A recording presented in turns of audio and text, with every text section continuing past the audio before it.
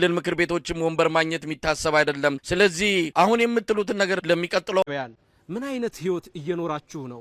እስቲ ራሳችሁን ጠይቁ። በየቤታችሁ ምን አይነት ላይፍ ነው ያለው ህይወታችሁ? የኢህአፓ ቀይ መስመር ብሔርተኝነት አይደለም ወይ? እኔ ከስሙ ልክ ነህ አሁን በገለጽከው መንገድ ነው። ለምሳሌ የቅንጅትን ኢሹ ከጠቀስካቸው ድርጅቶች ጋር ልናወራ አንችልም። የግንባር የውህደት የምናምን ኢሹ ልታነሳ አትችልም። በሚያግባቡን ጉዳዮች ላይ ግን በጋራ እንሰራለን። የሚያግባባችሁ መንግስትን መጣል ነው አይደለም። እናንተ በፌደራላዊ ስርዓቱ ላይ ያላችሁ አረዳድ ቋንቋን መሰረት ያደረገ ተገቢ የሆነ አገሪቷን የከፋፈለ የሸነሸንና እቺን ሀገር የቆራረሰ ምትሉ ናችሁ። ህገ መንግስታዊ ስርዓቱንና ህገ መንግስቱንም በተመለከተ ከአንቀጽ 39 ከመሳሰሉት ጋር ተያይዞ በጣም ተቃውሞ ያላችሁ ናችሁ አይደለ? ማቀው ፕሮግራማችሁ ላይ ተጻፈው። እንግዲህ ለአንድ ፓርቲም ሆነ ለአንድ ሀገር ከህገ መንግስትና ከአስተዳደራዊ ስርዓቱ ወይም ከዚህ ከፌደራላዊ ስርዓቱ በላይ የለም። እነዚህ ደግሞ አሁን መትሏቸውና በሚያግባቡን ጉዳዮች ላይ መትሏቸው አካላት ደግሞ ንክች እንዳትደረግ እቺ ህገ መንግስት ሊያውም አንቀጽ ጠቅሰው እቺ አንቀጽ የፌደራላዊ ስርዓቱ ማለት በስንት መስዋዕትነት የተገኘና አንዳችም አካል ጥጉ ላይ ሊደርስ አይገባም ብለው የሚያስቡ ናቸው። ይሄን አታምኝም? አምናለሁ። ስለዚህ አሁን በህገ መንግስታዊና በፌደራላዊ ስርዓቱ ላይ እንዲህ አይነትና እንዲህ አይነት በጋራ መንግስትን መስረት እኮ በጋራ ተባብሮ ለመስራት ለመነጋገርስ የሚያስችል እድል አለ ወይም የብሽሽቅ ፖለቲካ ውስጥ ገብታችሁ ችግሩ አይደለም። ሚስጥረ ግልጽ እንዲሆን ነው ሐሳባችሁን እንድትገልጹ ነው። ምናልባትም የኢህአፓን ብሎ እኮ የሚከተል ሰው ይሄን ማወቅ ይፈልጋል።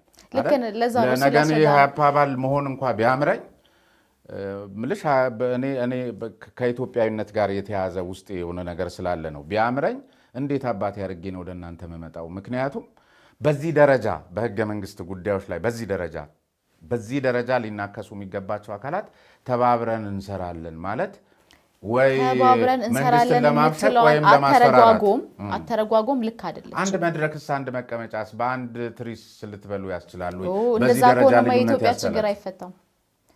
የሆነ የፕሪንሲፕል ልዩነት እኮ አትፈቱትም። በጊዜ ሂደት እንጀራችሁ ሆኖ ይቀጥላል እንጂ ለዚህ እኮ ነው የኢትዮጵያን ችግር እናንተና ኦነግን በሚያገናኝ ጠረጴዛ ላይ ተኩኖ የኢትዮጵያን ችግር ይፈታል የሚል እኔም እምነት ስለሌለኝ፣ ምክንያቱም በጣም ጽንፍና ጽንፍ የወጣ አስተሳሰብ ስለሆነ የሁለታችሁ ይህን እንዲህ አይነት አንዳንድ ጊዜ ለይስሙላ የሚደረግ ሽምግልና አይነት ነገር የለም። እንደሱ የሚመስሉ ነገሮች አያሻግሩም። በርግጥ ነው የኔ ጥያቄ በደንብ እስማማለሁ። አያሻግሩም ሽምግልና የሚመስሉ ነገሮች ወይም ለይስሙላ የሆኑ ነገሮች ያልካቸው። ግን የኛ አሁንም የተነጋገርንባቸው ኢሹዎች እስከዛሬ ድረስ ከጠቀስካቸው ብሔርተኛ ድርጅቶች ጋር ያወጣናቸው መግለጫዎችን ብትመለከት በጋራ መንግስትን መስረት አይደለም፣ ወይም ደግሞ ልዩነቶቻችንን አጥበን ወደ አንድ እንመጣለን አይደለም። ሊጠብ የማይችል ልዩነት ስለሆነ ያለን ሊጠባር ሊገናኝም ሊነካከም አይችልም።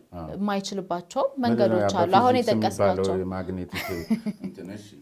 የጠቀስካቸው ነጥቦች አሉ። ከዛ ባሻገር ግን የሚያነጋግሩን ጉዳዮች አሉ። ገብተዋል? የሚያነጋግሩ በጣም ብዙ ጉዳዮች አሉ። እነሱን እንታገልለታለን ለሚሉት ህዝብ እኛም እንታገልለታለን ብለን የተቀመጥነው እንዳልኩ ያ የጋራችን ነው። ለዛ ህዝብ መጨረሻ ላይ የምንመኝላት ምንድነው የሚለው የተለያየ ሊሆን ይችላል። እሱ ላይ ዲስከስ ማድረግ ይቻላል። ግን በጋራ እንዋሃድ፣ እንቀናጅ፣ መንግስት እንፍጠር አይደለም የኛ ኢሹ። የጋራ የሚያደርጉን ጉዳዮች ላይ ለምሳሌ የሰላም ጉዳይ፣ የፖለቲካ ምህዳር ጉዳይ የሚያገናኙ ናቸው። እስከዛሬም ድረስ በጋራ ስንሰራ የነበረው ከዛ በዘለለ ኢሹ አይደለም። ክልል ምክር ቤቶችም ወንበር ማግኘት የሚታሰብ አይደለም። ስለዚህ አሁን የምትሉትን ነገር ለሚቀጥለው 5 ዓመት ከመሆን የሚከለክለው ምን አለ? ብትሳተፉም ባትሳተፉም ምርጫው ፍትሃዊ እንዳልሆነ ቢያንስ ይታወቃል። ሌላው ደግሞ የምገልጸው ነገር መሳይ አሁንም ቢሆን የምናገረው የኛ የምርጫ አረዳድና የምርጫ ሂደቱን የምንመለከትበት መንገድ እንዲሁም ደግሞ ኢህአፓ ወይም ደግሞ እንደ ቅንጅት ምርጫ ሂደት ውስጥ እንሳተፋለን ማለት ፈርመን ኦኬ የተደረገው ምርጫ ጄኑን ነው ትክክል ነውና ብልጽግና አሸንፏል ወይም ደግሞ እንደተባለው ይቀጥልና ለተለያዩ ለተቃዋሚ ፓርቲዎች የተወሰነ ወንበር ሰጥቷልና ትክክል ነው ጄኑን ነው ህዝቡ ግን ብልጽግና ስለሚፈልግ መረጣ አይደለም። ሂደቱ ግን አንደኛ ተወደደም ተጠላም መሳይ በምርጫው የሚያምን ህዝብ አለ፣ ምርጫውን ተስፋ አድርጎ የሚጠብቅ ህዝብ አለ። ያ ህዝብ አማራጭ ማጣት ያለበት የትኛው ህዝብ ነው? እውነት ለመናገር በጥናት ያረጋገጣችሁበት በኢትዮጵያ በምርጫ እምነት ጥሎ ውጤት ይመጣል ለውጥ ይመጣል ብሎ የሚያምን ህዝብ ለመኖሩ በጥናት ያረጋገጣችሁት ነው ወይስ ለእናንተ ምርጫው ላይ ለመግባታችሁ እንደ ምክንያት ለመጠቀም በሚል ነው? ይህንን በጥናት ያልተረጋገጠ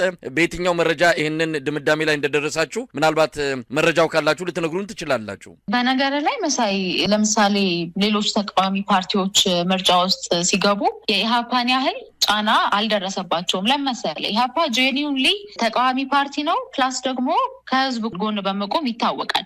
አሁንም ቢሆን የህዝብን ሁኔታ ያላገናዘበ እያልን ያለ ነው እኮ ወጣችሁ ምረጡን አይደለም። አሁንም ቢሆን ከህዝብ ጋር ባሉን ኮሚኒኬሽኖች በሙሉ ወጣችሁ ምረጡን አይደለም። ግን አሁን ያለው ሁኔታ ትክክል አይደለም። አሁን ያለው ሁኔታ ኢትዮጵያ ውስጥ መቀጠል የለበትም። እኛ የፖለቲካ ፓርቲ ነን መሰል የፖለቲካ ፓርቲ አሁን ያለው ሁኔታ መቀጠል የለበትም ሲል መቀየሪያ ማዕቀፎች አሉት። በህግ የተቀመጡ መቀየሪያ ማዕቀፎች አሉ። ከዛ በፍጹም ልንወጣ አንችልም። ኤክስፔክቴሽኑ ምንም ሆነ በምርጫ ለመሳተፍም በራሱ እኮ የፖለቲካ ውሳኔ የፖለቲካ ምርጫ ነው። ምርጫ ባለመግባታችሁ እንደውም የበለጠ ደጋፊ ልታገኙ የሚችሉበት የኢትዮጵያን ነገር በደንብ አንብባችሁ የህዝብን ስሜት የህዝብን የልብ ትርታ አዳምጣችሁ ውሳኔ እንደምትሰጡ አንዱ ማረጋገጫ ህዝቡ የነፈገውን ትኩረት ያልሰጠውን ከነመኖሩ ምርጫ የተወውን ጉዳይ እናንተ ስትገቡበት ከህዝብ የልብ ትርታ ከህዝብ ፍላጎት ውጪ እንደሆናችሁ የሚያሳይ ነው። ማሳያል ጠይቀህ እችላለሁ መሳይ ምሳሌ ህዝቡ የተው ምርጫ ስትለኝ ጥናት ሰርተሃል ወይ ልልህ እችላለሁ እኔም አደቬሪ ሴም ታይም አንተ እንዳልከው። ነገር ግን ጉዳዩ ያ አይደለም። ዋናው መታየት ያለበት እኛ ጭብጨባን ፍለጋ አይደለም፣ ድጋፍን ፍለጋ አይደለም። ነገር ግን እንደ ፖለቲካ ፓርቲ ያለውን ሁኔታ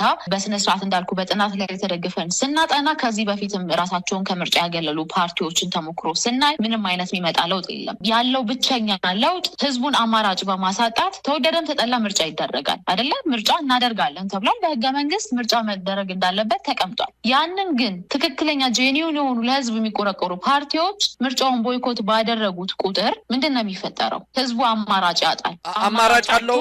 አሁን ህዝብ የሆነ አማራጭ አለው ወይ? እንደው ሚስጥረ ስላሴ እኛ ከርቀት ስለሆንን ሳይሆን ቀደም ሲል ያልሽውንም ጥያቄ ለመመለስ ያህል የህዝቡን የልብ ትርታ በተለያዩ መንገዶች ማረጋገጥ ይቻላል፣ ከሂደቱ ማረጋገጥ ይቻላል። በአሁኑ ሰዓት ይሄ ምርጫ እንግዲህ 4 ወር 3 ወር የቀረው ምርጫ ከዚህ በፊት የነበሩትን የምርጫ ታሪኮችን ስናስብ በዚህ ወቅት ላይ ምን አይነት የህዝብ ስሜት ምን አይነት እንቅስቃሴ እንደሚታይ ይታወቃል። ከዛ በመነሳትም ከበፊተኞቹ ተሞክሮ አሁን በተለያየ መንገድ የህዝቡን ስሜቶች ለማወቅ ባደረግነው በተለያየ መንገድ በደረስንበት ድምዳሜ ይሄን ምርጫ ብልጽግናና ኢዜማ እንጂ ሌሎች ፓርቲዎችም ጭምር ሌላው ቀርቶ የኦሮሞ ፌዴራሊስት ኮንግረስ ኦፌኮ ሁሉናይ ላለማጣት ነው እንጂ ምርጫ የለም ብሎ እኮ ነው አልገባም በተወሰኑ አዲስ አበባ ላይ ወዳደራል ያለው ገምግመው ጨርሷል። ይሄ ምርጫ አይደለም አብይ አህመድም ምርጫ አጠብቁ ብሏል። እንደዚህ አይነት ነገር ባለበት እናንተ ምን ልትለውጡ ምን ውጤት ልታመጡ ፋይዳውስ ምንድነው? በመሳተፋችሁ የምታገኙት አንድ ጥቅም ገምግማችሁ ካለ እሱን ታስረጅን ትችያለሽ። ከዛ ባለፈ ግን ስለ ምርጫው በአሁን ሰዓት 3 ወር ቀርቶት እንደምንሰማው ከሆነ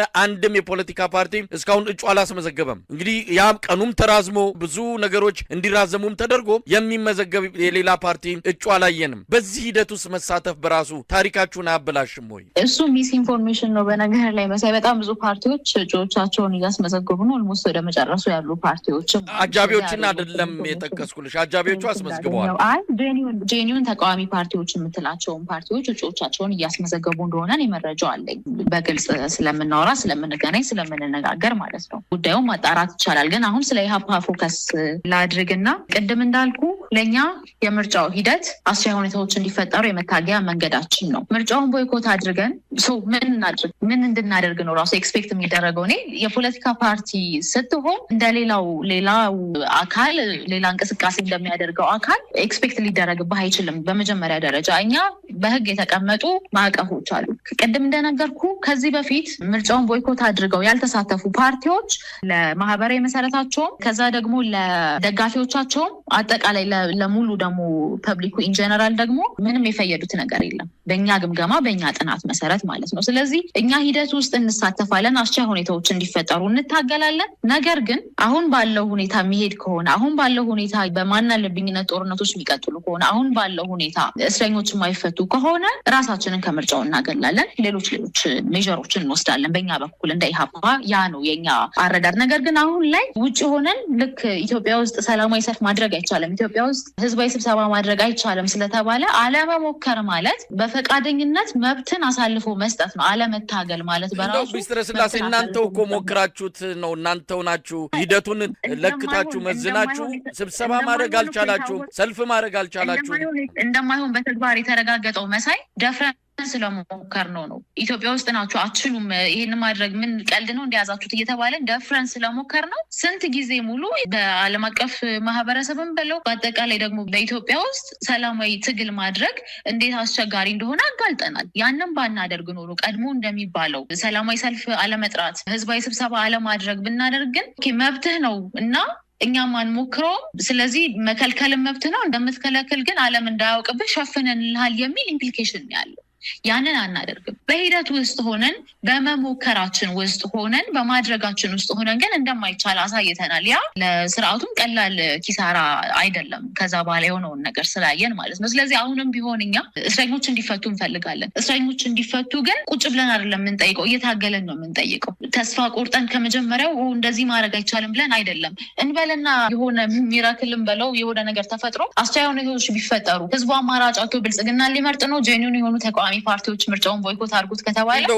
በዚህ አይነት ግምገማ ምርጫ ውስጥ ገብታችሁ ከሆነ እንዴት እንደመዘናችሁት አላውቅም። በ7 ዓመት የተፈተነ ምንም አይነት ለውጥ ለማምጣት ዝግጁ ያልሆነን ስርዓት በሚቀጥሉት 3 ወር ውስጥ እንደው የሆነ አስቻይ ነገር ቢፈጠር ሰውን አማራጭ እናሳጠዋለን የሚል ግምገማ አድርጋችሁ ከሆነ የገባችሁት ምናልባት ይህንን ለተመልካቹም ለአድማጩም ምላሹን ለህዝቡ እንተዋለን። ነገር ግን አሁን ምን የተለየ ውጤት ትጠብቃላችሁ? አሁን ክርክር አደረከው ለመረዳት አይደለም እየጠየቀኝ ያለው ወርዶቹን ትዊስት እያረካቸው ነው። እኛ እያንዳንዱ ነገር በሁሉም አቅጣጫ ነው የምንመዝነው። ቅድም እንዳልኩ አንተም እንደ ጋዜጠኛ ህዝብም እንደ ህዝብ ከኛ ኤክስፔክት የሚያደርገው ነገር እና ከሌሎች ደግሞ የፖለቲካ ኃይሎች ኤክስፔክት የሚያደርገው ነገር የተለያየ መሆኑን መጀመሪያ ማመን አለበት በመጀመሪያ ደረጃ። ምክንያቱም እኛ ኢትዮጵያ ውስጥ ሆነን ስንንቀሳቀስ በሰላማዊ መንገድ ስርዓት ለውጥ እናመጣለን፣ በሰላማዊ መንገድ ኢትዮጵያን በሚገባት መንገድ እንመራታለን ብለን የተቀመጥነው በመጀመሪያ ደረጃ። ስለዚህ ኤክስፔክቴሽኑም መለያየት አለበት፣ መደበላለቅ የለበትም በመጀመሪያ ኤክስፔክቴሽኑ። በሁለተኛ ደረጃ ደግሞ እንዳልኩ እያንዳንዱን ነገር ነው የምናየው። ፖለቲካን የያዝነው ፖለቲካ በየጊዜው በጣም ተለዋዋጭ ነው። ነገ ምን እንደሚፈጠር የምታውቅበት ሀገር ላይ አይደለም ያለው። ስለዚህ ያንን ሪስክ መውሰድ አንፈልግም። እንደ ኢህአፓን በለው እንደ ቅንጅትን በለው እንደው ሚስትር ስላሴ ባለመግባት የሚገኘውንስ ጥቅም አስልታችሁታል ወይ? ቦይኮት በማድረግ እሱንስ ጥቅም አላያችሁትም?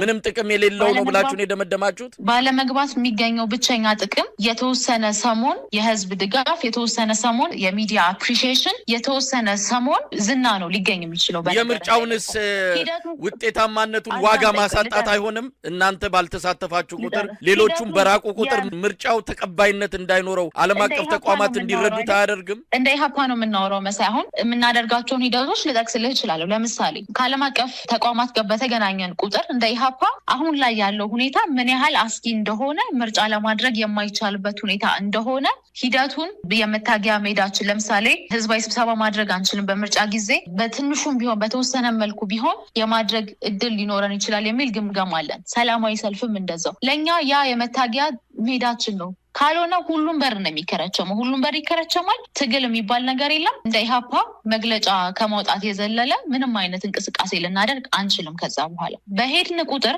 ኢትዮጵያ ውስጥ አሁን ምርጫ ይደረጋል ሲባል ቤር ሚኒመሙንም የማያሟላ ምርጫ እንደሚሆን እንኳን ፍሪ ፌር እና ዲሞክራቲክ ቀርቶ ቤር ሚኒመሟንም የማያሟላ እንደሆነ እንገልጻለን። በተደጋጋሚ ማሳያዎች አሉ። እስረኞች ታስረዋል፣ ጦርነት አለ፣ ብዙ ነገር እንገልጻለን። የኛም የተከለከለው ህዝባዊ ስብሰባ አንዱ ማሳያ ስለሆነ ማለት ነው። ነገር ግን ቅድም እንደነገር እኛ የምንንቀሳቀስበት የህግ ማዕቀፍ አለ። እንትኖችን እንገመግማለን። ከዚህ በፊት ያልተሳተፉ ፓርቲዎች ምን አገኙ?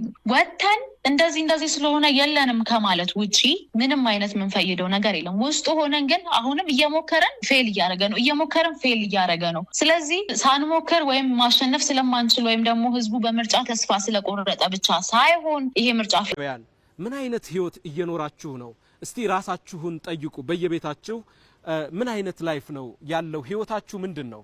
በረሃብ በኑሮ ውድነት ነገን እንኳን መኖር አለመፈለግ ጭምር ስንቱ ወጣት ነው ህይወትን ጠልቶ በቃኝ እያለ ራሱን እያጠፋ ያለው? እሱ ብቻ አይደለም፣ ሰላም በማጣት በሰላም ወጥቶ ባለመግባት ቤት ውስጥ በመደበቅ ትውልዱ እንዴት አይነት ስቃይ እየኖረ እንደሆነ ሁሉም ኢትዮጵያዊ የሚያውቀው ስለሆነ ልነግረው አልሻም። ይህ ስቃይ ሊያከትም የሚችለው በጠንካራ ሰላማዊ ትግል ነው። ውድ ኢትዮጵያውያን፣ አምባገነን መንግስታት የሰላማዊ ትግልን ከትጥቅ ትግል በላይ ይፈሩታል። እንደውም አምባገነን መንግስታት ጦርነትን ይፈልጋሉ። በዛ ጦርነት ውስጥ ሰላማዊ ታጋዮችን እየፈረጁ እያያያዙ በሐሰት እየወነጀሉ ማሰር፣ ማሳደድ፣ ማፈን፣ ቤታቸው እንዲቀመጡ ለህዝባቸው መብት እንዳይቆሙ ማድረግ ስለሚቀናቸው። እስቲ ለመሆኑ የትኛው የሚዲያ ነጻነት ነው? ምናልባት መግለጫ ማውጣት እንኳን ወንጀል የሆነበት ጦርነት ይቁም፣ ሰላም ይስፈን የሚል ሰልፍ ህዳር 30 ቀን 2016 ዓ.ም ጠርተን የደረሰብንን የምናቀው ነው። እናም ጦርነት ማውገዝ እንኳን ወንጀል የሆነበት ሀገር ላይ ነው ያለነው። በሚዲያ ነጻነት ተጠቅመው ሀሳባቸውን ያካፈሉ ዜጎች እስር ቤት ስቲል እየበሰበሱ ያሉ ብዙ ሰዎች አሉ። የፓርላማ አባላት፣ ጋዜጠኞች ታስረዋል፣ ተፈርጀው ማለት ነው። እነዚህ ሁሉ አልተፈቱም እስካሁን ድረስ። እናም እውነተኛ ፍትህም አልተረጋገጠም። ይሄ ብቻ ሳይሆን በአጠቃላይ ንጹሃን ያለ ተመጣጣኝ ካሳ በኮሪደር ልማት ሽፋን ሜዳ ላይ ተወርውረው ነው ያሉት።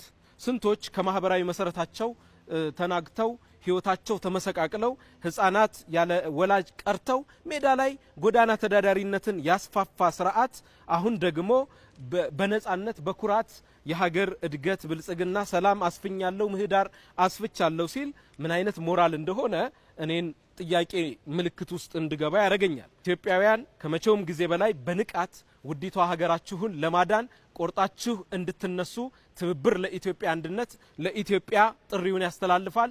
አሁንም ተስፋችን እናንተ ናችሁና እናንተ በንቃት ካርዶቻችሁን ይዛችሁ የምናደርግላችሁን የሰላማዊ ትግል ጥሪ እንድትጠባበቁ የምርጫ ካርዳችሁን ይዛችሁ እንጠይቃችኋለን። ምልክታችን አውራጣት ነው።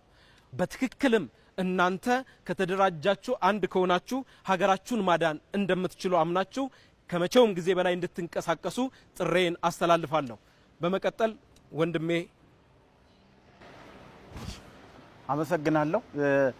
ቅድም ብልጽግና ለምሳሌ ሲል የነበረው ምንድነው የፓርቲንና የመንግስትን ኃላፊነት የተደበላለቀባቸው ይመስለኛል። የመንግስትን ኃላፊነት መሪ ፓርቲ ሆኖ ኃላፊነትን መወጣት የፓርቲ ኃላፊነት መሆኑን የረሱት ይመስለኛል፣ የዘነጉት ይመስለኛል። እና ይሄንን ልማትና መሰል ፕሮጀክቶችን ያመጣው ብልጽግና ነው ሲባል መንግስትን እየመራ ግዴታው መሆኑን የረሳ ይመስለኛልና ይሄንን ለማሳሰብ አንድ ፈልጋለሁ። ሁለተኛ ተቋማቶቻችን የመድብለ ፓርቲን ጨምሮ ቁጥራቸው በዝቷል። ይሄንንም እንደ ስኬት ተቆጥሯልና ለምሳሌ ያደጉ የበለጸጉ ሀገሮች በፖለቲካው ምህዳር ላይ አነስተኛ ፓርቲዎች ግን ጠንካራ የሚወዳደሩበት ነውና ያለውና የፓርቲዎች ቁጥር መብዛት እንደ ስኬት እንዴት ሊቆጠር ይችላል? ስለዚህ የድክመት ውጤት ነው። በሌላ መልኩ ደግሞ አንዳንድ ተቋማችን የፍትህ የፖሊስ እና የመሳሰሉ ተቋማቶቻችን ተጠሪነታቸው ለፓርላማ ነው። ለምሳሌ የምርጫ ቦርድ ኮሚሽን ራሱ ተጠሪነቱ ለፓርላማ ነው። 99 እና 90% ከዚያም በላይ ለሆነ ገዢው ፓርቲ ለያዘው ፓርላማ ተጠሪ መሆን ማለት ገለልተኛ ነው ሊባል አይችልም። ስለዚህ ኮሚሽኑ ገለልተኛ መሆን ካለበት የሰብአዊ መብት ኮሚሽን፣ የምርጫ ቦርድ እንደዚህ ወሳኝ የሚባሉ ተቋማቶች ገለልተኛ መሆን ካለባቸው ተጠሪነታቸው ለህዝብ ነው መሆን ያለበት።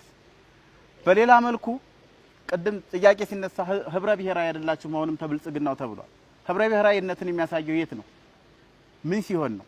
ህብረ ብሔራዊነትን በሁሉም አካባቢ ተደራሽ ሲሆን አሁን እያስመዘገብን ያለነው ወደፊት ለውድድር የምንቀርብበትም አካባቢ የፓርቲዎቹ ብዛት በትብብር ልንሰራ የተሰባሰብነው ፓርቲዎች በሁሉም አካባቢ ተደራሽ መሆናችን ህብረ ብሔራዊነታችንን ያሳያል ብለን እናምናለን።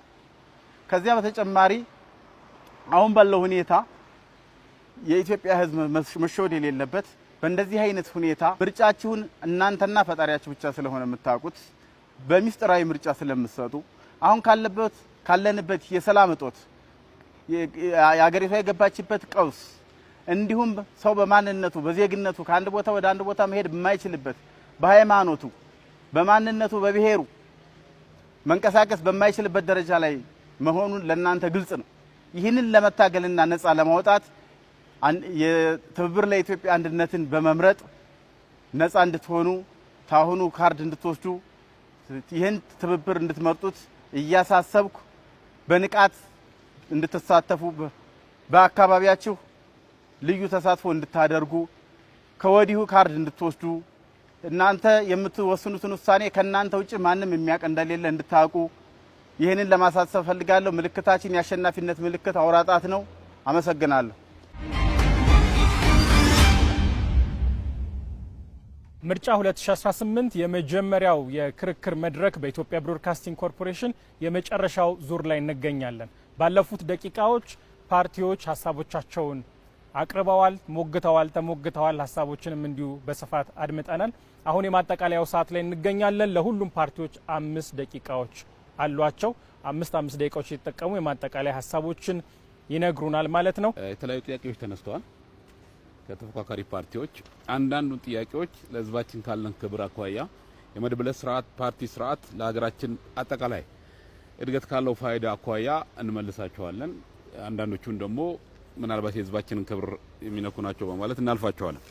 ከዚህ ውስጥ አንዱ ለምሳሌ የብሔር ፓርቲ ናችሁ ተብለናል። የብሔር ፓርቲ አይደለንም። ነገር ግን ደግሞ የኢትዮጵያን ብሔር ብሔረሰቦችና ህዝቦች እናከብራለን። ጽግና እያለ ያለው ብሔር ተኮር መሆን በራሱ አያዋጣንም። ምክንያቱም ብዝሃነት አለ። ኢትዮጵያ የምትባል በሁላችን ደምና ላብ የተገነባች አገር አለች። በሌላ በኩል ደግሞ ኢትዮጵያን ብቻን ብለን ስንል ደግሞ ኢትዮጵያ ብዝሃ መልክ አላት ብለን ነው። ይሄ እውነት ነው፣ መሬት ላይ ያለ ነውና በዚህ ተጨባጭ ሁለቱን ያስታረቀ ህብረ ብሔራዊ ፌዴራል ስርዓት ነው የምንከተለው። ለምሳሌ ከትብብር የተነሳ ነገር አለ። እናንተ እዚሁ ቁጭ ብላችሁ ኢትዮጵያን ለ5 እንከፍላታለን ያላችሁ፣ ይሄ ህዝባችንን የመናቅ ጉዳይ ነው። ምን ያህል ኢትዮጵያን ታውቁታላችሁ? 5ም 6ም ማለት ያለበት ህዝቡ ነው። ብዙ ማንነት አለ። ከዚህ ሪያሊቲ ከዚህ ተጨባጭ ጋር መሄድ ያስፈልጋል ብለን እናምናለን። ይህ እንደተጠበቀው ነው። በሌላ በኩል የሰራናቸው ጥሩ ስራዎች አሉ። በዲሞክራሲ ስርዓት፣ በመልካም አስተዳደር፣ በጠንካራ ተቋማት ግንባታ ስኬቶች ያሉንን ያህል ድክመቶች እንዳሉ እናምናለን። ተግዳሮቶች አሉ። እኛ ይሄን ጉዳይ ለመፍታት 2 መንገድ ነው የምንከተለው። በአንድ በኩል ክቡር ጠቅላይ ሚኒስትሩን ጨምሮ መላው አመራራችን በመላው ኢትዮጵያ ከህዝባችን ጋር እየመከሩ እየዘከሩ የተነጋገሩ ችግሮችን እየለየን ነው። በሁለተኛ ደረጃ ደግሞ የዲጂታል ስርዓት እንደ መሶብን በመዘርጋት ሌሎችንም ጠንካራ ተቋማትን በመገንባት ችግሮችን በቀጣይ ከህዝባችን የተመካከር እንፈታለን ያለው ችግሮች የሉም አላለም። ነገር ግን በየጊዜው በመንሰራቸው ውጤቶች ተጨባጭ ውጤቶች እየመጡ ነው ብለና ከሰላም ጉዳይ ጥያቄዎች ተነስተዋል። ትክክል ነው። አንዳንድ አካባቢዎች ለሰላም ችግር ገጥሞናል። መንግስት 2 ነገር አለው። እዚሁ ለምሳሌ የዲሞክራሲ ስርዓትን ጥያቄ ታነሳላችሁ። ዲሞክራሲ በራሱ የህግ የበላይነት ማስከበርን ይፈልጋል። ስለዚህ ህግ ለማስከበር የወሰድናቸውን ጥያቄዎች ለምን ወሰዳችሁና እንደገና ዲሞክራሲ ገንቡ የሚለው ሁለቱ ማስታረቅ ያስፈልጋል ብለን እናምናለን። ነገር ግን የሰላም ችግር በገጠመን ቦታዎች ላይ ምን ያህሎቻችሁ ናችሁ በሰላም ጉዳይ ላይ መንግስትን በጠየቃችሁት ልክ የሰላም ችግር በሆኑ አካባቢዎች ላይ የሚንቀሳቀሱ አካላትን የመከራችሁት የነገራችሁት መግለጫ የሰጣችሁት? ይህን ውስጣችሁን ብታዩ ጥሩ ነው ብለን እናምናለን። በመጨረሻም ውድ ሀገራችን ህዝቦች እኛ ቀጣይ ድምጻችሁን አግኝተን ብንመረጥ በወሳኝ ሀገራዊ ጉዳዮች ላይ መግባባት እንዲፈጠር በትኩረት እንሰራለን። የሀገራዊ ምክክር ኮሚሽን ውይይትና ምክክርን ተከትሎ የሚሰጡ ምክር ሀሳቦችን የሀገራችንን ህዝቦች አንድነት፣ ህብረ ብሔራዊነትና ጠንካራ ተቋማት ግንባታ በሚያሳልጥ መልኩ እንተገብራለን። የጀመርነውን የወንድማማችነት እህትማማችነት እሴትን የመገንባት ሂደታችንን እናጠናክራለን። ብዝሃነታችንና አንድነታችንን በአግባቡ አስታርቆ ለመሄድ ሁነኛ ምርጫችን የሆነውን እውነተኛ ህብረ